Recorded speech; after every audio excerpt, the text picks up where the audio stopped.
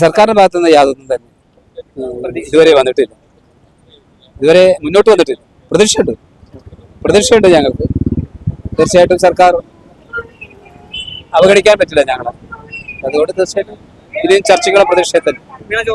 എന്തെങ്കിലും അധികാരികളുടെ ഭാഗത്തുനിന്ന് എന്തെങ്കിലും ഇപ്പോൾ ഒരു ചർച്ചയ്ക്ക് വിളിച്ചിട്ടുണ്ടോ? എന്തെങ്കിലും ഇല്ല, ഒരു ചർച്ചയെ വിളിച്ചിട്ടില്ല. നമ്മള് പലരുടെയും മീഡിയേഷനൊക്കെ ശ്രമിക്കുന്നുണ്ട്.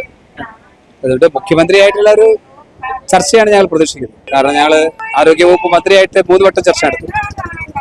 പിന്നീട് ഞങ്ങൾ ഒരു നിവേദനം സമർപ്പിക്കാൻ വേണ്ടി തൊഴിൽ വകുപ്പ് മന്ത്രിയെ സന്ദർശിച്ചപ്പോൾ അദ്ദേഹമായിട്ടും ഒരു കൂടിക്കാഴ്ച നടത്തി, കുറച്ച് കാര്യങ്ങൾ സംസാരിച്ചായിരുന്നു. അപ്പൊ അവിടെ നിൽക്കുകയാണ്.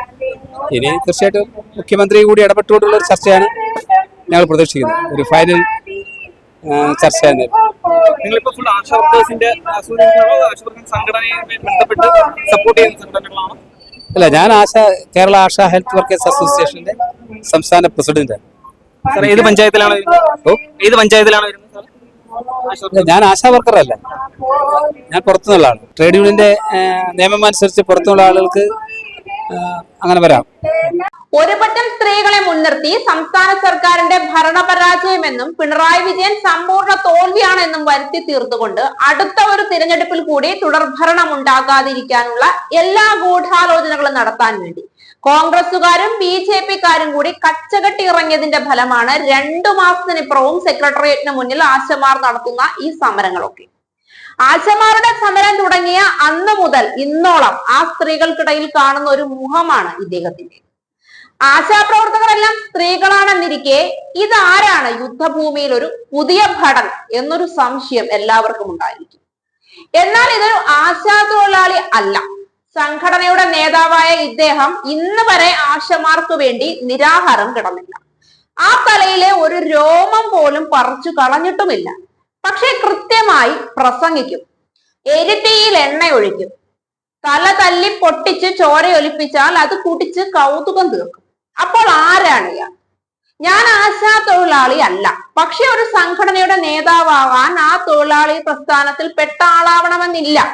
സ്ത്രീകൾ എത്രയോ ഉയർന്ന പദവികൾ വഹിക്കുന്ന ഈ കാലത്ത് അവരിൽ ഒരാളെ ഈ സംഘടനയുടെ തലപ്പത്തിരുത്താൻ കാര്യപ്രാപ്തിയില്ല എന്ന് തോന്നിയത് കൊണ്ടാണോ പുറമേ നിന്നൊരു വരത്തനെ ഇരുത്തിയിരിക്കുന്നത്? ആശമാരുടെ പ്രശ്നങ്ങളും അവരുടെ ആവശ്യങ്ങളും നന്നായി അറിയുന്ന അവരുടെ കൂട്ടത്തിൽപ്പെട്ട ഒരു സ്ത്രീ തന്നെ ആ സ്ഥാനത്ത് ഇരിക്കുന്നതല്ലേ അതിന്റെ ഉചിതം? പിന്നെ എന്തുകൊണ്ടാണ് ഇങ്ങനെ ഒരു ഖദർ വസ്ത്രധാരി ആ സ്ഥാനത്ത് വന്നു? മറ്റ് രാഷ്ട്രീയ പാർട്ടികളുടെ അച്ചാരം വാങ്ങിയിട്ട് സംസ്ഥാന സർക്കാരിനെ താഴെ ഇറക്കാൻ ഇറങ്ങിയിരിക്കുന്ന ഇട്ടനിലക്കാരനാണോ ഇതെന്ന് സംശയിക്കുന്നതിൽ എന്താണ് തെറ്റ്? 2 മാസത്തിനിപ്പുറം ഒരു സമരം കൊണ്ടുപോകണമെങ്കിൽ ഈ ആശാ തൊഴിലാളികൾക്ക് ആവശ്യമായ ഭക്ഷണവും വെള്ളവും ഉൾപ്പെടെയുള്ള പല സൗകര്യങ്ങളും പരിമിതമായ രീതിയിലാണെങ്കിലും ഈ പൊതുനിരത്തിൽ കിട്ടണ്ടേ? അവർക്ക് പ്രാഥമിക ആവശ്യങ്ങൾ നിറവേറ്റാനുള്ള സൗകര്യം ഉണ്ടാകാനുള്ള സാമ്പത്തിക വേണ്ടേ? അപ്പോൾ ഇതിനൊക്കെയുള്ള തുക എവിടെ നിന്ന് പിരിച്ചു? അതാര് കൊടുത്തു? എന്തിനു കൊടുത്തു? ആർക്ക് കൊടുത്തു? ഇതൊക്കെ ന്യായമായ ചോദ്യമല്ലേ? അങ്ങനെ ശക്തമായ ഒരു പിൻബലം ഇല്ലെങ്കിൽ ഒരിക്കലും ഈ സമരം ഇത്രയും നീണ്ട ദിവസങ്ങൾ മുന്നോട്ട് പോകില്ല.